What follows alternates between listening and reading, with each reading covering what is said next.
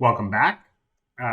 In today's video, we're going to go over the character selection process, where in our 3v3 mode, as players join into a match, they're able to select from 6 different predefined characters and then ready themselves to enter into the match. And so for this video, what I think I'll do is walk through the components necessary up front and give you a high-level overview of how it's all working. Focus a bit more on the client-server side of the equation because we've skimmed over that in other videos, and it's probably worthy of a bit of a deep dive here to bring some of those concepts to life. So, all right, let's sort of jump right into it. We drew this diagram to help communicate, which is on the edges, you see the 2 darker green representative stacks of the clients, and in the middle, the lighter green representing kind of the server. And if you follow the lines on the far left, what we will be doing is a widget will be presented to a client. They will interact with that widget. Their interactions will pass through this new component called the selection component, which is attached to the player controller, both on the client and on the server. So this selection component is where we will communicate from the controller on the local client to the controller component on the player controller of the server. And then since this is server authoritative, this will then work its way up the chain to our 3v3 scoring, which is our replicated game state component. So that is also replicated back and forth to the clients, which, as the arrows will indicate, our information will then flow from that scoring component back to the client via the scoring game state component. And then that information will flow back down to the widget. So all of our interactions in the widget will pass up through the selection component. That will do an RPC call over to the server. It will then work its way up to the scoring component, which will then replicate any results back to the scoring component on the client, and then that will trigger any changes into the widget. If you remember, we also have this warm-up phase ability that from our last video, the 3v3 scoring kicked us off into the warm-up phase. So we have this ability that is running, it's looping, it's performing a number of actions. So don't forget that that's there in the flow as well. So why this particular cycle and why this flow is, as you can see here, the widget doesn't exist on the server. It only exists on the client. And there's this notion of authoritative control. And the player controller, the local player controller, is authoritative and can do RPC calls to and from the server. However, the scoring component is not authoritative on the client. It is only authoritative on the server. And so we couldn't just use the widget, call the local scoring, have that local scoring, call the server scoring, and back forth, which would have been a much cleaner, simpler line. Is you'd only have the widget would talk to the scoring would talk to the server. You cannot do that. You have to pass it this way. And for here's just a piece off the internet, right? So clients can only run on server from actors that the client already owns. And so the scoring component, the client doesn't own that. The server owns that. Server owns the game state, therefore, which is the game state. Therefore, you cannot make use of the run on server events from a game state. Game state should only be used with game mode and replicated variables, or to make multicast to clients. So they can replicate variables and they can make multicast to clients. So they can't actually do an RPC run on server, which is what we need to do. Hence why we have this selection component here, which will do that for us. Okay, now on the actually on the scoring, on the 3v3 scoring, we need a way to store some information, right? Sort of the state of where people are in the selecting of their characters. So we need to know which characters have already been selected. We need to know who has what character. We need to know that the teams are not picking the same characters. The two players on the same team can't have the same character. We need to know what characters are left so that we can fill with bots at the end of the warm-up phase. And we need to know that a player still hasn't selected a character, right? We don't want to be asking the client, hey, have you selected a character all the time? So in order to do that, we created a simple struct that has just a couple of variables in it. You see them here on the right-hand side. What's their team? Are they a bot? Who is the controller that this sort of character selection is associated with? Which character ID, which for us is just an integer from 0 to 5, -1 meaning you haven't selected one, and a ready flag, which is a bool. So we created the struct, which is the foundation of the data.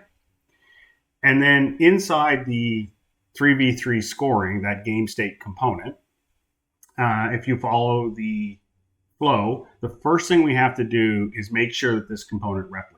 So you see by my number 1 arrow on the class defaults, you need to make sure that the player state component, which is our 3v3, is replicating. The player state replicates, but not all components necessarily replicate. So you need to double check that this component is also replicating. Then we created the variable called selected characters, which is an array. That's an array of our struct. So we created a brand new variable here, made it an array.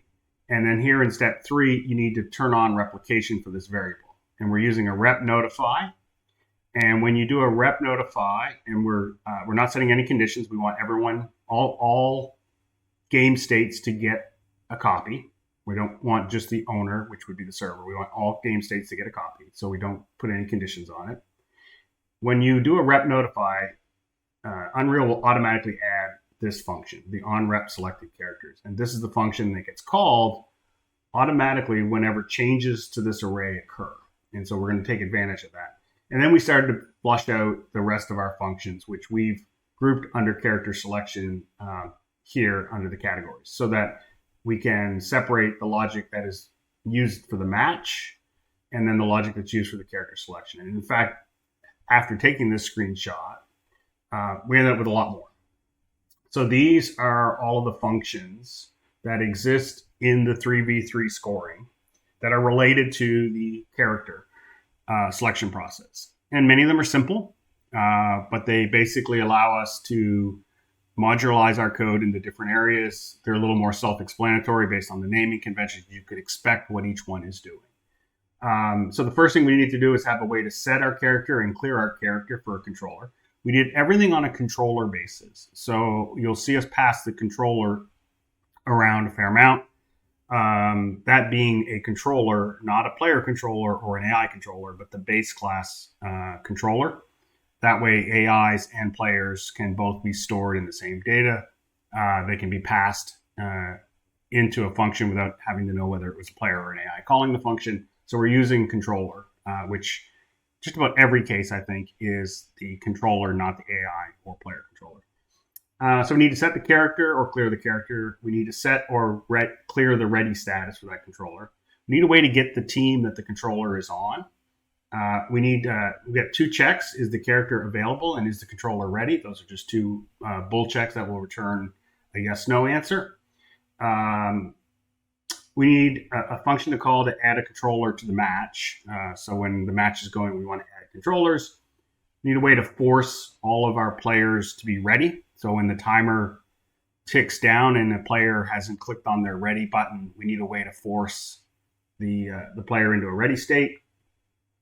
And then when we're randomizing or selecting players for bots, we need a way to find from the available characters. We need to pick from the available characters for a bot so that we don't end up with duplicates in a match. We need to be able to get our teammates' characters, right? So what characters have our teammates selected? And then we have this onChange selected character function, which we'll talk to in a moment, but it's an important function that sort of broadcasts the information to the clients. So the on-rep event, it's important to know that when you set up a client-server scenario and you're using a host server, which is the way Lyra is set up, where a player is also the server, versus a dedicated server setup where the server doesn't have a person playing on it. It is simply a purely dedicated server. The default replication inside of Unreal does not replicate to a host server. So you cannot put a bunch of code in this onRep function and expect it to be triggered on your hosted server client.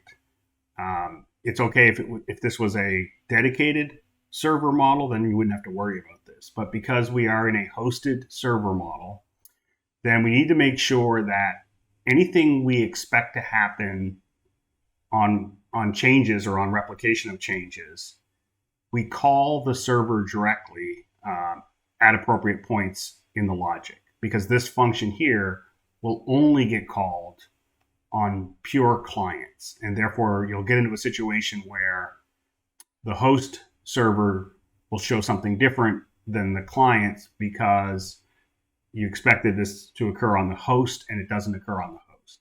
So this on change selected character is pulled out into a separate function so that we can call it directly in the code on the server. And you'll see that as we get into the code. You'll see it, in 4 or 5 different places where we call the on change selected character. That would be when you see it being called in the code, that is it. So the host server gets it. All clients will actually get via this rep function.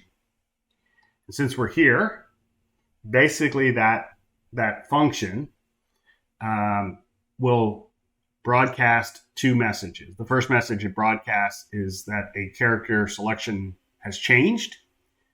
And then anyone listening to that, which is our widget, can pick that up and process the changes on the visual UI. The second thing it does is it does a quick check of how many ready counts we have, and then sends a message to update the ready count at the upper right hand corner. Okay, so with that setup, let's talk about the design sequence and where the various components and pieces come into play through the flow.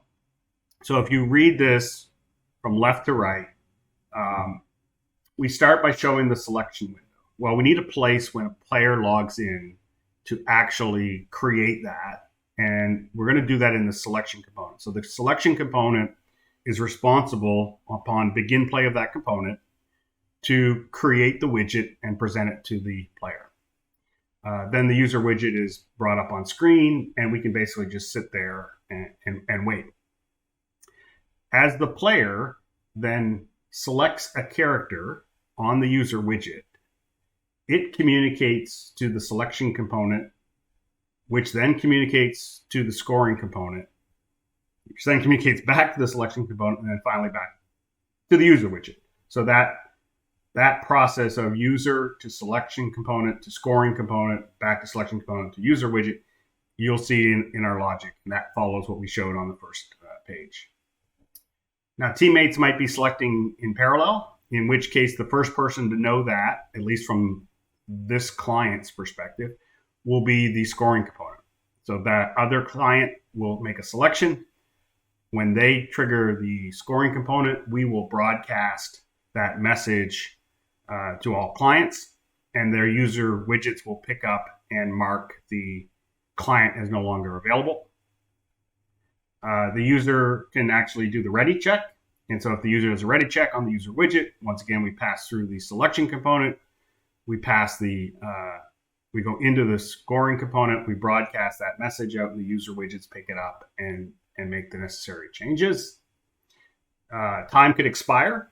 And if time expires, then the scoring component will auto pick for the players that have not yet selected a character. They'll pick from the available characters, and they will tell that player's respective selection component which character they now have. The scoring component will then fill the bots, and upon filling the bots, it will communicate to each bot's own selection component. And that's an important aspect, that bots and players have the selection component on them, so that we know which character to spawn in for each bot or player.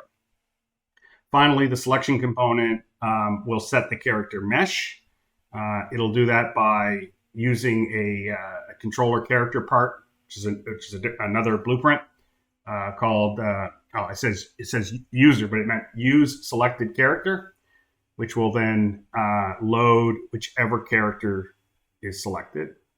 And then we have to set our team colors. So the use selected character will basically tint the materials on the skeletal mesh to be the appropriate team. So that's sort of the end-to-end flow of how it works. It gives you kind of a reference guide of where things are used.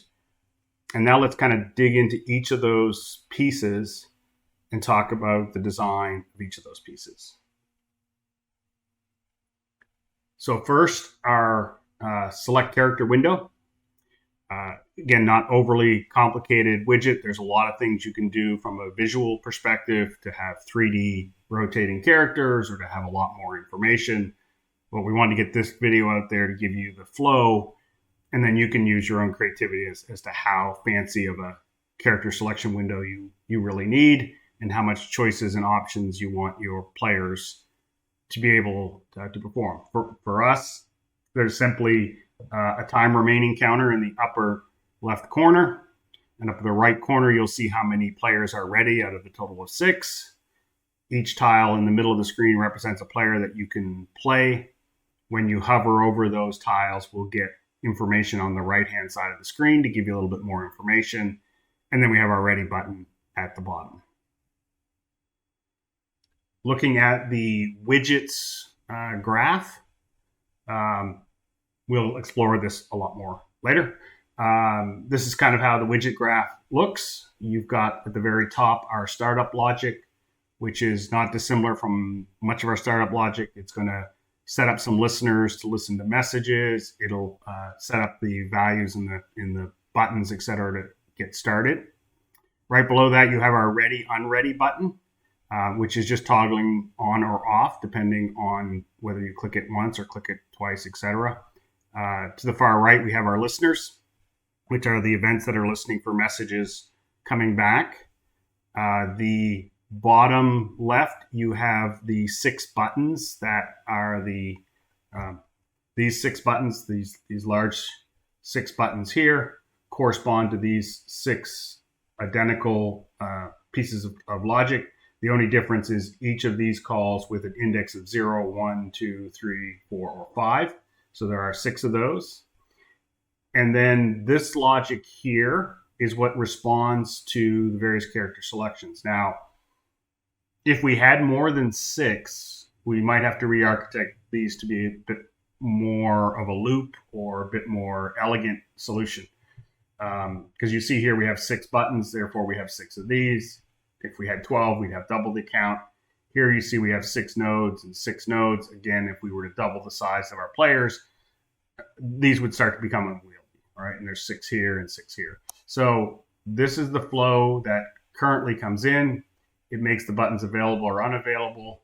It sets the team, your teammates' buttons, which is this function here. And then it sets your button based on what you selected. So this is the main flow. It calls this one, and this one in line. Like I said, the click button is quite simple.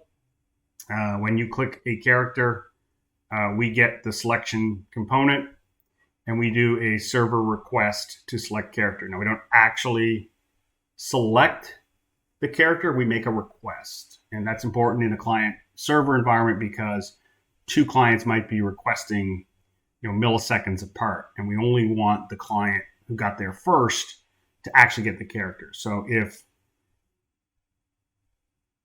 if I was second, then my button shouldn't turn green. It should just either give me an error message or not let me select that character because someone got there first.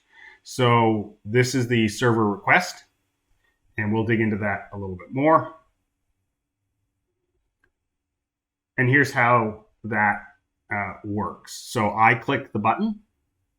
I do the server request on my local component, which is the one I just showed you. That asks the server version. It checks with the scoring component, which then informs the character back through the replicated variable, and then we update the button. So we don't update the button until all the server steps have been completed and we get confirmation back from the server that we have the character. That's an important element, not to just flip the button green inside the widget. We actually have to cycle up to the server and back before we turn the button green. Okay, a little more on the selection component. And again, we'll go into code at the end of the video, but it's broken into a couple of different sections. Our startup, which caches our controller and a few other things, creates the widget, I believe, that is necessary, and then sets up our listeners. It has 2 listeners. It's listening for 2 events. And then it has 2 blocks of code for selecting a character. This is the RPC call to the server and readying the character. And they both follow basically the same structure, which let's look at the character select one. So you'll see 2 custom events. The top one, the server request select character, you'll note it has execute on server. And that is because on its properties to the far right, we have it set to run on server reliably. Now, this is a scenario where reliability is probably questionable, whether you need the overhead of reliability. But since we're in pre-game mode, we're not really taxing the game. We don't have a lot of things going on. And so it's probably safer just to have it be a reliable call, which means it's guaranteed that the server will get this. And then all it does is take those 2 variables that came from the client and calls select character. And the reason we split this into 2 pieces as opposed to just running the code on the server request select character is if we want to call it on the server would just call this one versus the client calls this one, which then moves to the server and then calls the rest of this. So this allows us to let the server call this one directly without having to pass through here. First thing we do is we make sure we're on the server. This is in case we call this on a client by mistake. So we check to make sure we're on the server. We get the game state, which will be the authoritative game state since we know we're on the server. We'll get the 3v3 scoring component off of that, and then we'll set the character for that controller, right? So we'll say, okay, you wanted character 4, and you are this controller. We'll pass that into our scoring component, and that's where all the heavy lifting is done. After the server does all the work inside of that, the on-rep selected character will come back to the client. The client will then gather up some more information and confirm the selected character. So upon receipt of this back from the server, we go ahead and update our character, and then we change our character's mesh.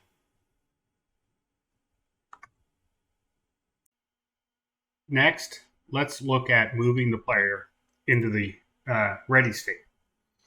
So the first part of this flow is we don't enable the ready button until you've selected a character. So if you haven't selected a character, you can't even access the ready button. So that's the first step.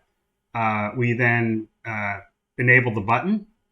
When the player clicks the button, we make a request to the server, which then does its checks and updates the bull flag for ready. If you remember, it is also in the that says scoring there, but I think it's in the warm-up phase ability. We're polling every second and checking to see whether or not all of our players are ready. If everyone is ready, we proceed, and we broadcast the proceed message, which the clients are listening to. So very similar in in selecting the character. The same logic occurs in readying your player.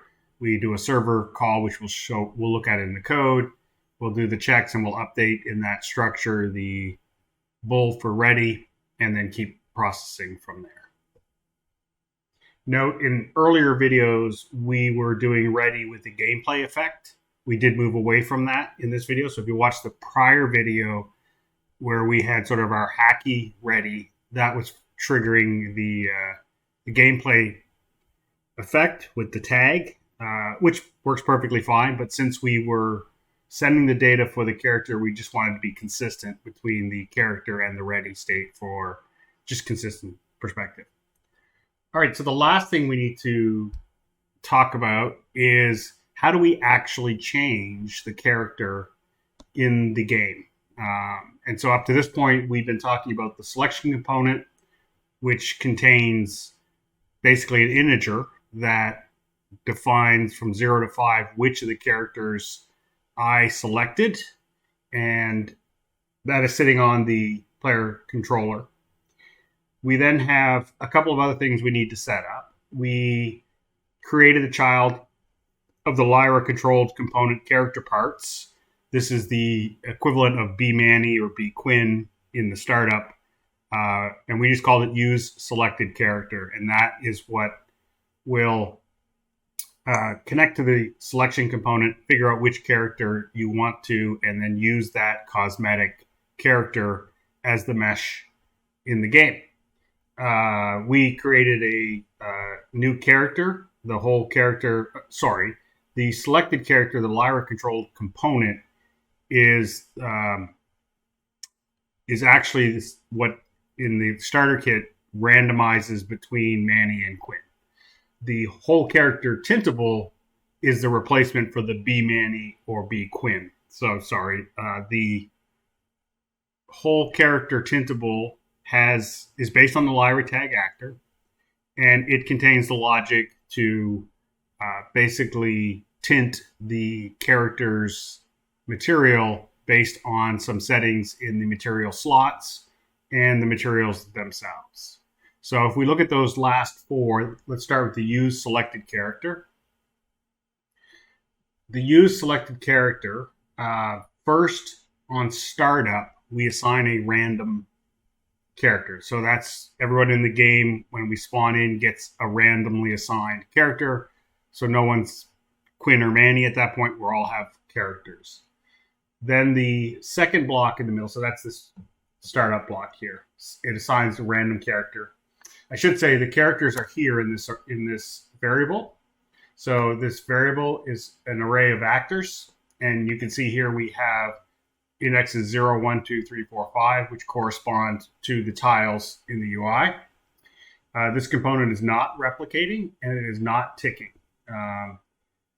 So this is our startup logic where we randomize. This gets called to basically take the index of the selected character, which comes from this function right here, which is the one we've highlighted over here, searches the array for that, and then applies the new character. And then this logic down here does the tint. And so we'll talk about each of those in a few minutes. And then just recognize that when we're calling this get selected character, that's actually our connection point to the selection component, where we go get whatever integer value is assigned at the point where we call this routine. So when we do apply the selected character inside our use selected character, the first thing we have to do is remove all character parts, because at this point we have our randomized character on our character in the game. So first we remove it, then we select the appropriate character from this array of characters based on the character ID we have in the selection component, and then add that character part. So that puts the character, replaces the old mesh with the new mesh. Then to tint our characters, there's a couple of things we chose to set up. So first of all, only because characters can have a lot of different materials, we made sure that we had a couple of slot names that were consistent. So tintable team is a material that accepts a color and that can allow us to tint it. So for instance, the hair doesn't need to be tinted to the color of the team. The face doesn't need to be tinted, but the armor does need to tint. So our slot name on the skeletal mesh has to have this tintable team because we're going to search for the slot name tintable team. And then inside that material, so if you look at that material, then we have team color as a parameter in the material. So these colors are coming from these three parameters. And so we will look for this team color and we will replace that with the color from the team that you're assigned. So now we have our whole character tintable base. This is where our code and logic is. And then we've created children off of each one of those, which are the actors that end up in the array. So these actors here are the children of this whole character tintable base. And the way we tint is we've set up an array of named. So these are the slots, the tintable material slots. So if you remember, tintable team was the one I just showed you. We also have tintable team upper and tintable team lower. That's so that we can have multiple slots that are requiring tinting. And we simply loop through those slots. We get the mesh component from the actor. We find the index that matches that slot. As long as I get, if it fails, I get a -1. But as long as I have a number 0 or greater, that means I found that slot on this mesh. And I can create a dynamic material instance of it. And then I can set that parameter, the team color parameter. So that's all we're doing. We're looped through that for each match, setting the team color equal to this team color that gets passed in.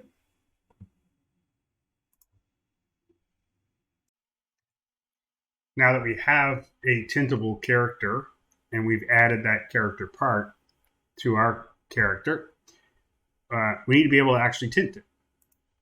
And that's where it got a little tricky because there is no return pin that comes off the add character part. So once you are in here and you get your proper character and you add the character part, it doesn't come back with an object reference.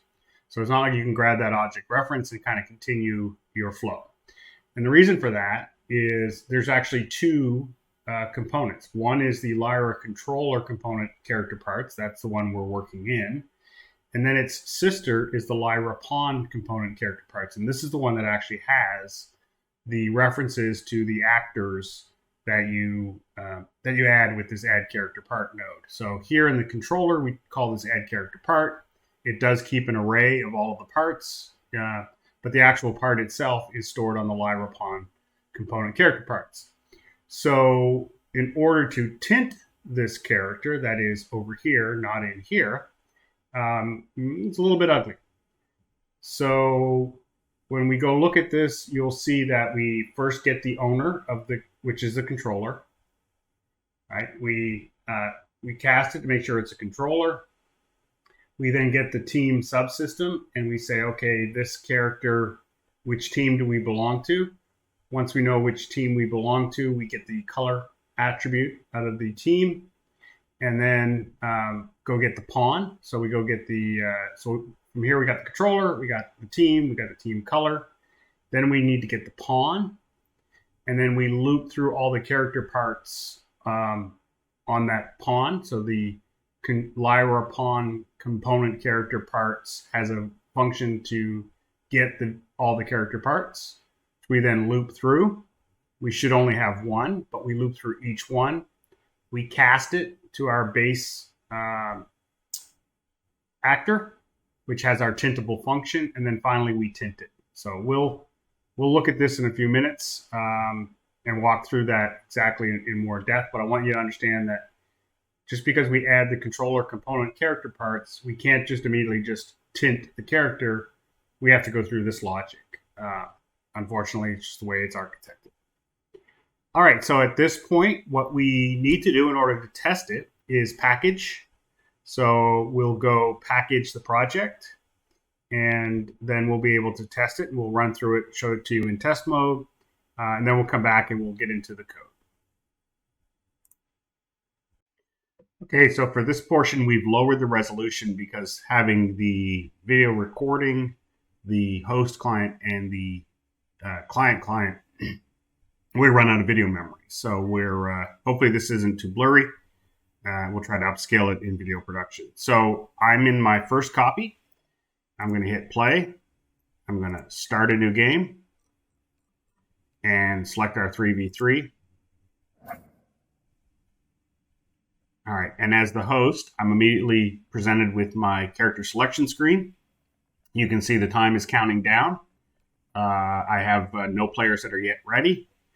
And you can see the mesh in the background has been randomized and selected for start. And as I select different meshes, you'll notice I go into the T pose in behind the window, which is the bug we need to fix a little bit later.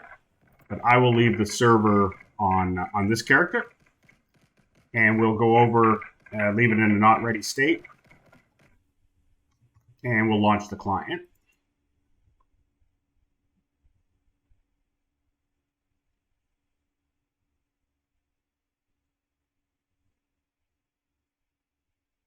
And the client will log in with a different user ID. And this time browse for active games. There's our game. And I should be presented with the selection screen.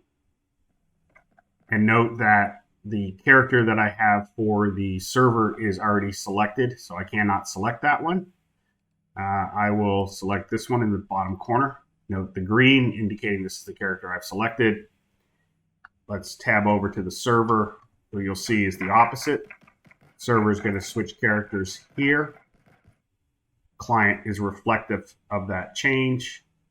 Client is going to ready on this character. And you see the ready status of these gray out. On the server, I have 1 of 6 ready. I will stick with this character and I will ready.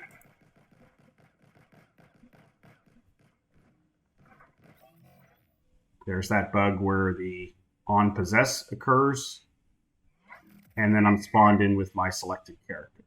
So this is the character I selected. And this is the character, boy, she's really struggling. This is the character that the client selected. So here I am on the client. Here I am on the server. And to make sure that I can see the client, actually, you know what? It's easier if they come to me. Don't die. Ah, don't die. There's the client standing idly by. And if I flip to the client and turn, I see the proper skeletal mesh for the server.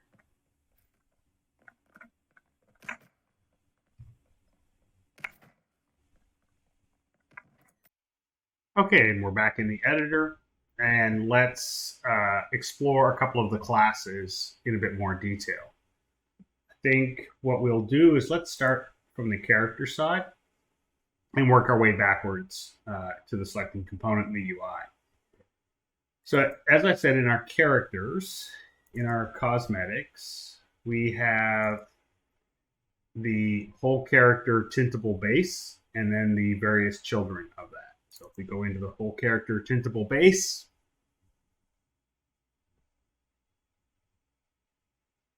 you'll see, as I said, we have a function we call tint character. It will go through a series of materials that we have set up. Tintable team, team upper, team lower. We'll loop through each of those. It will do a get material index for a slot name, which is these. So each array element will go through that. We'll make sure that we found one. If we did, we'll create a dynamic material for that index.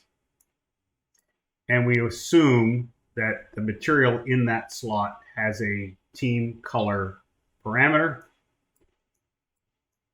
And that's simply what we pass in here. So other than having an actual mesh, like so, and these slots, so if we go to the actual skeletal mesh and open that up, you'll see that we have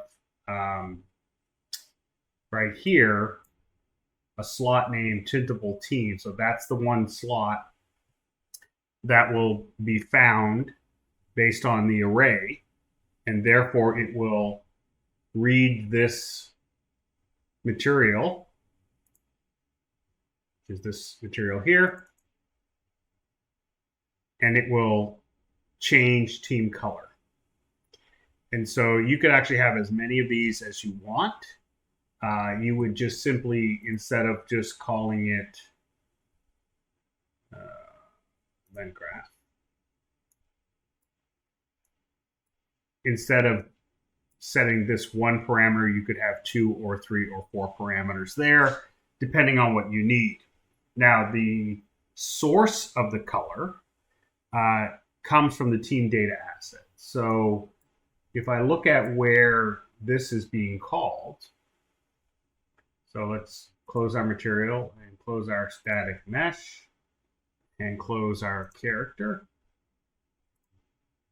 So characters. We have our thumbnails, which were just the images that you saw on, since we're in this folder. These are the images that we display in the widget.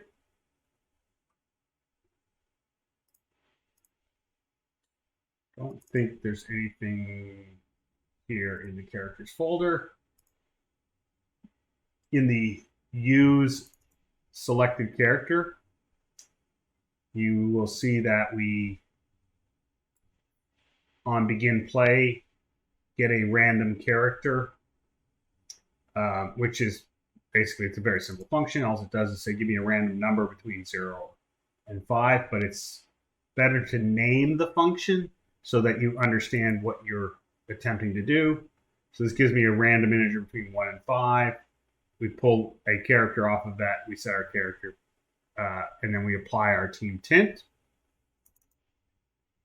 And this is where I said was ugly.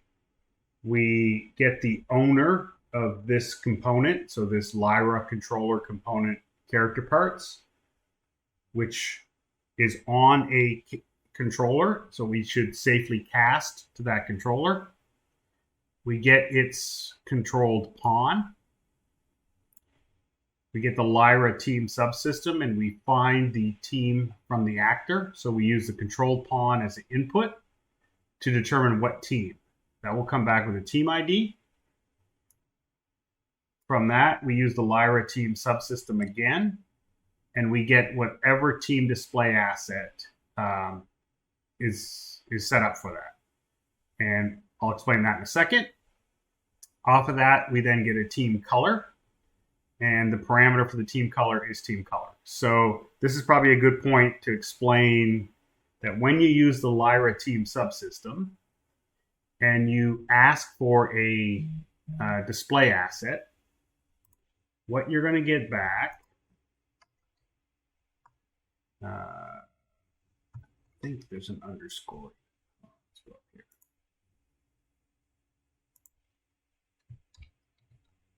There it is. You're going to get back a asset, and these are team display assets, and they are defaulted to the game system teams. So if we do game systems teams, and I can take this filter off, you'll see we have a red and a blue team. The red team asset has some scalar parameters, some color parameters, no textures in the name. So team color is this color right here. and it can be set to whatever you want. And when we ask for a team color and give it this parameter name team color, it's going to pull from this asset this particular color. So we could add 2 or 3 or 4 other colors into this list, and based on the names that we give them here, we could pull them here. And then if I skip over the rest of this, and then pass them into our tint. So our tint doesn't need to have just one color. We could pass 2 or 3 or 4 colors, whatever your game requires. But they're coming from the team asset. From our pawn, we grab our Lyra pawn component. This is the character parts component, which has a function in it to get all the character part actors. In our case, we expect there only to be one, but we're going to loop through. We expect it always to be the whole character tintable base. So we cast to that, and that gives us access to our tint character function. So we've set up the function in the whole character base. We've set up the static mesh. We've set up the material slots. We set up the material parameters. And then we use the team asset to feed those colors into that character. All right, the only other thing in here, besides when we do it randomly, here we do it once you've selected your character. Again, we have to remove our parts first, then we add the new part, and then we apply the team tint again. And the get selected character, let's see, how do we best describe this? So we first get the owner, which is the player controller. We get the selection component, which we know is on the player controller. It could be any controller, and this would be any controller, including AIs. We get the selected character, which is a field where we store which character the player has selected. We make sure that it's not -1, so it's a valid entry. And then we pass that back. If for whatever reason it's a -1, then we're going to pass back index 0 so we don't have an array index error. And the rest of this is error handling. So that's basically it for putting the correct mesh and making the mesh the right color through those steps. Everything else, if I am following along appropriately. So this use selected. So that actually, let's go to the experience because I didn't really talk about the experience. So the Lyra experience definition, we have our ability set. All that stuff is normal. Here's where we add the scoring element to the game state. We still set up our 2 teams, red and blue. That's default. We can change that. Spawning rules we have not changed, although we're going to look into that shortly. Here's our use selected character, which is attached to the controller. Here's our selection component, which is also attached to the controller. And then here's there should be a widget. Is this the only widget? Oh yes, we change our scoring widget to be the 3v3 scoring widget, which is at the top of the screen. So these are all the elements that we need to change in the experience.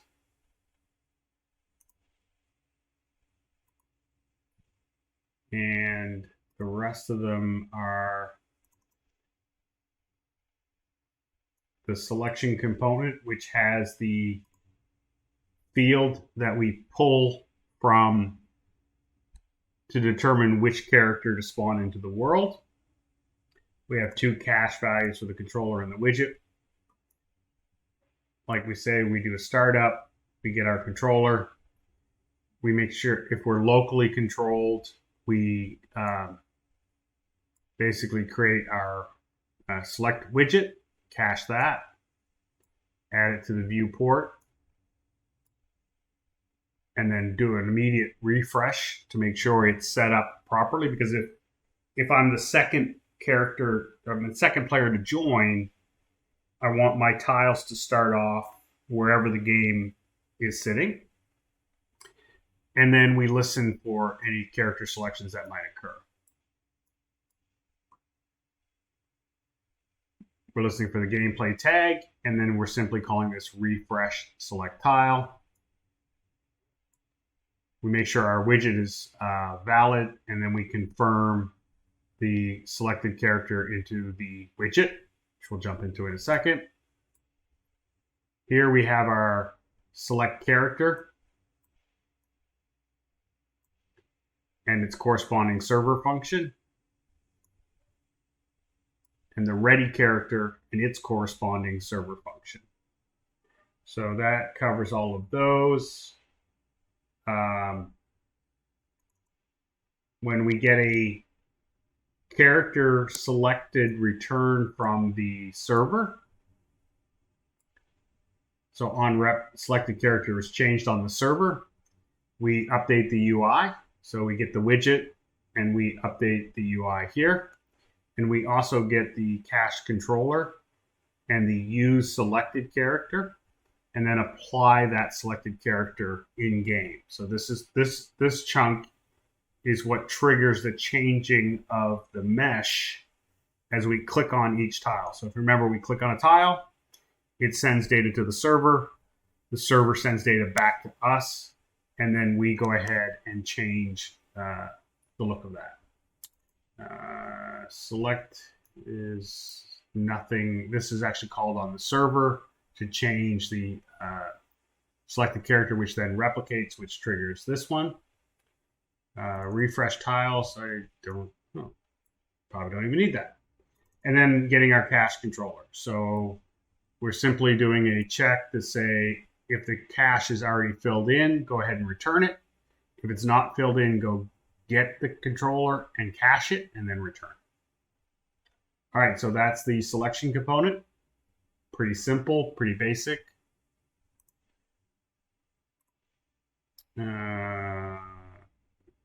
We did that.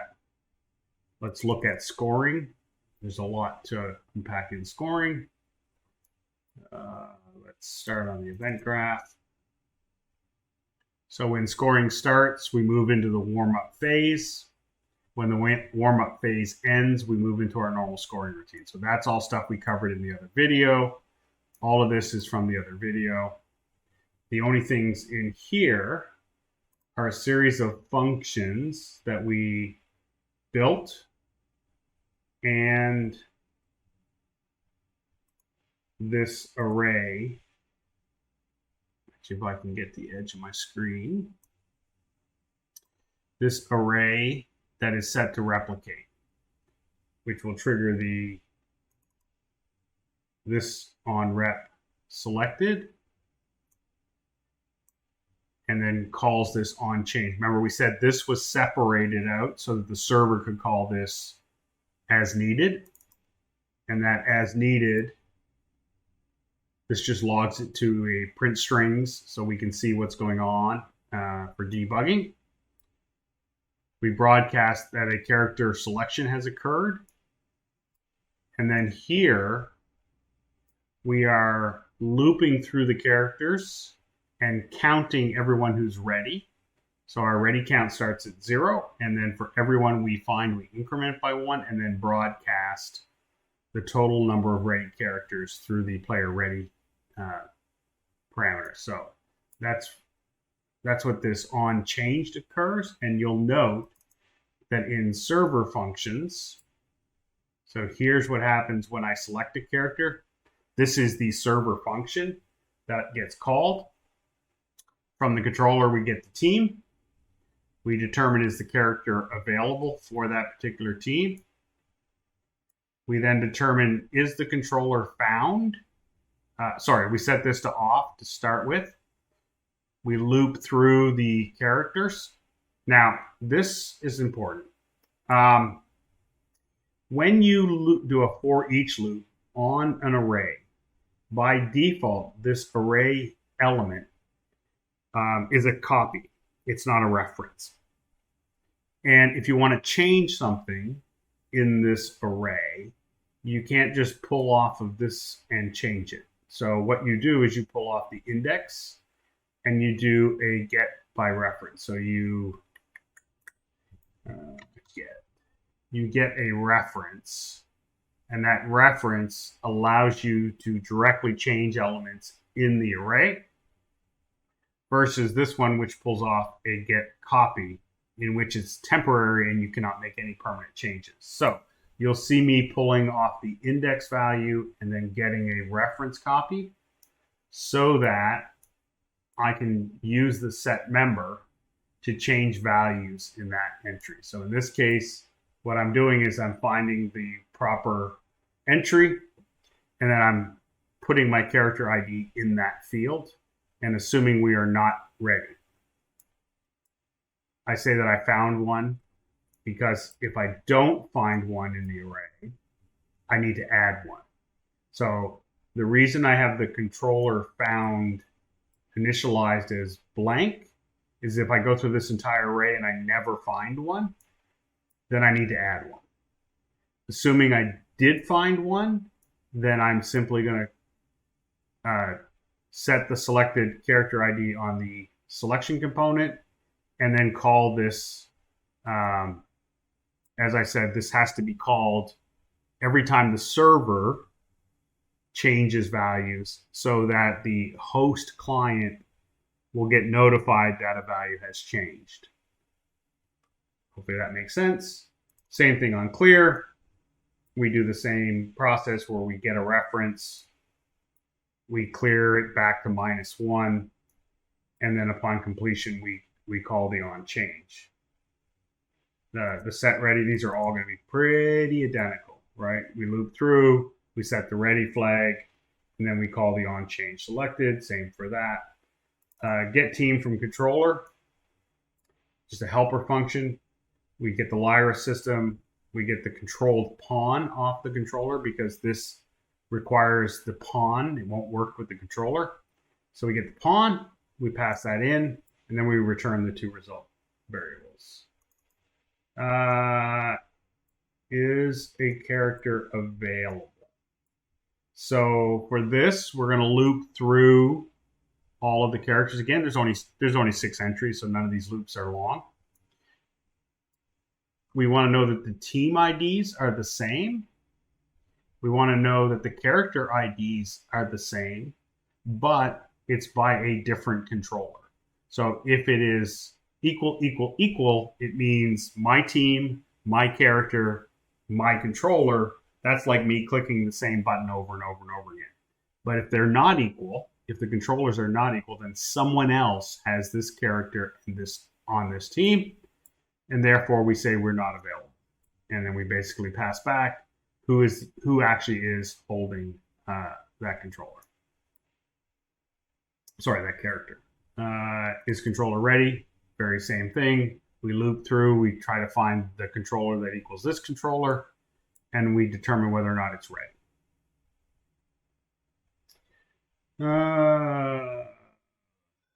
Well, I guess I might as well finish all of these.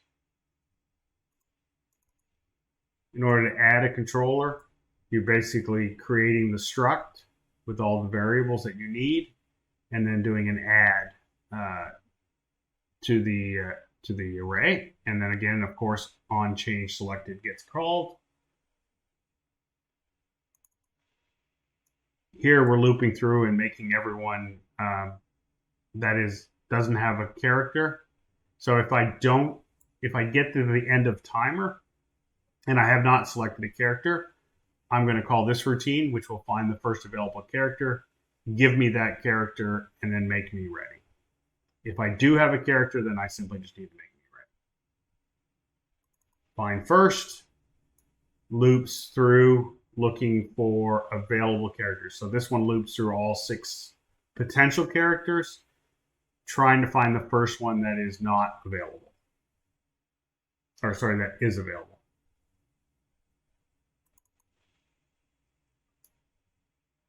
Here we have a working variable, working characters. We start off with an empty list. We get our team ID. We loop through all of the 6 entries in the array. We try to determine is it one of our teams? And if it's not ourselves, this one here says it's not us, and it's been selected, we'll add that to this working structure and then pass that working structure back. And on change, we already looked at that. The rest of these are for the other video.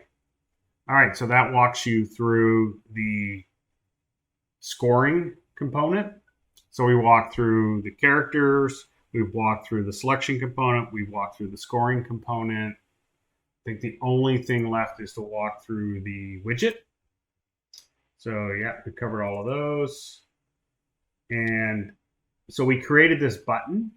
So the two widgets we've created, first the button, the base button.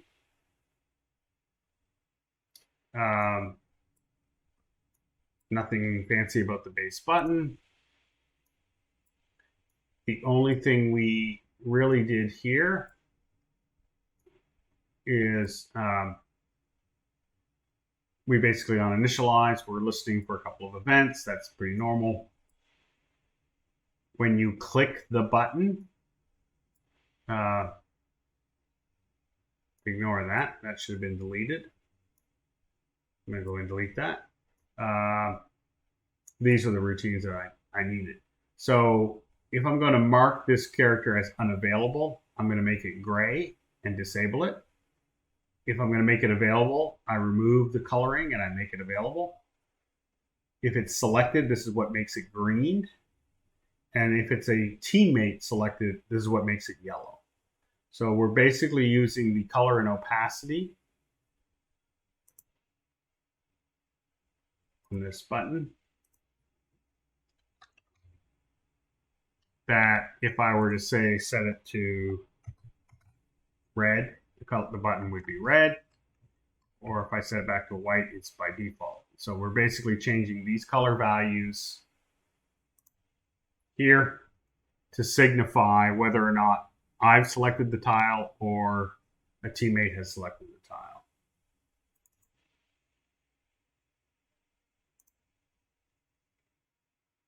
You got to remember to go change that. And then the main widget, this main widget, we have a scale box to make sure it fits on the screen. We have a border which sets this sort of blue background here. This is just one of the Lyra UI menu border soft dark blue, which gives us that dark blue border around the back.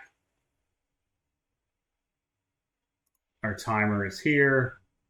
You know how to do all this stuff. Our number of ready players, our buttons are here, 1 through 5. And the rest of this, the ready button and all those things are down here. All right, the meat and potatoes of the widget. So on activating the widget, the ready button goes not ready by start. And we disable it. We format the ready as 0 of, this is 6. This field contains value 6. So that starts it at 0 of 6 already. That's what we set the ready text to. And then we listen for either a selected change, a ready change, or the countdown. Those are the 3 things we're listening to, which are here. Player ready has changed, selection has changed, or the match begin countdown has changed. That's why you do videos, so you can delete all this unnecessary code. Here's the ready. So we click the ready button, and we're simply toggling this internal boolean on or off, changing the text from ready to not ready. And then here's where we're actually making this server request. Now in the older video, the prior video, this was a gameplay effect that applied a tag. In this case, we're getting our selection component and we're asking the server to make us ready, or make us not ready. In this case, we're making us ready. This is where we click the buttons, button 1, 2, 3, and all that's different is they all go get the selection component. The only difference is they're passing 0, 1, 2, 3, 4, 5. This is just my notation to say, hey, the server does a bunch of work between this button and this button. So once the server completes their work, the confirm selected character gets called. I don't need that print string anymore.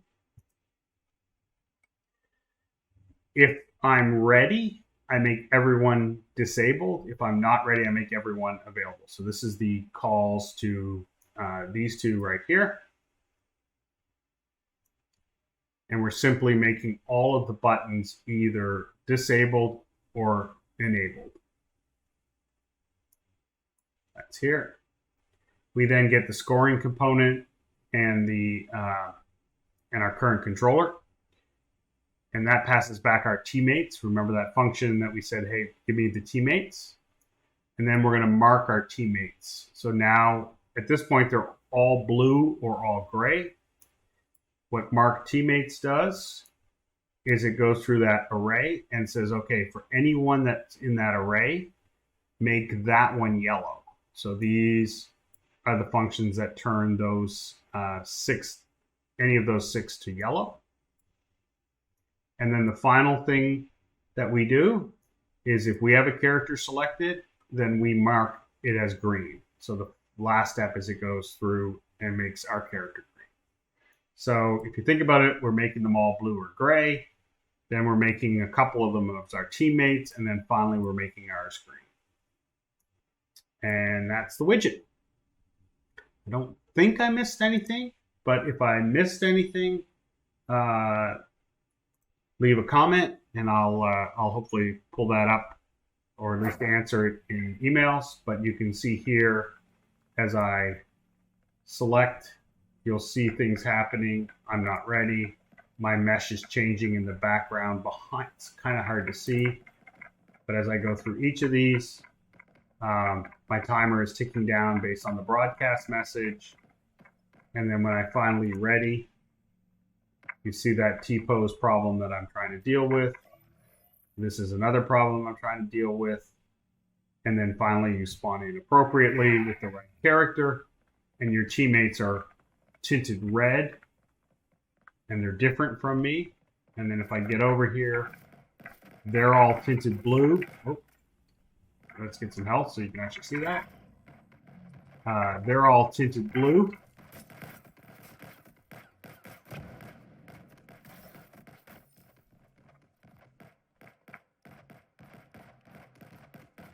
And eventually my spectate will allow me to follow my teammates from our other video. And as usual, we are going to lose.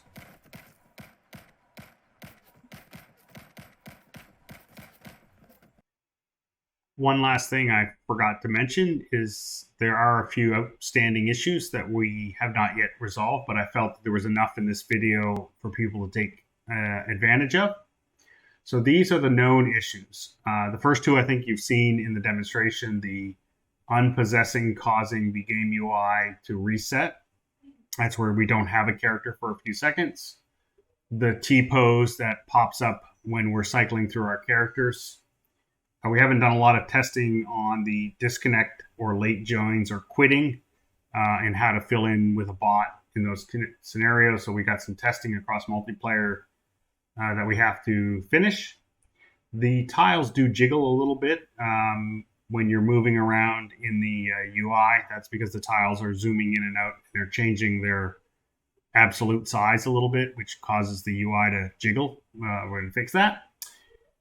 There is a scenario where every once in a while, when we spawn in, we end up with 5 characters instead of 6.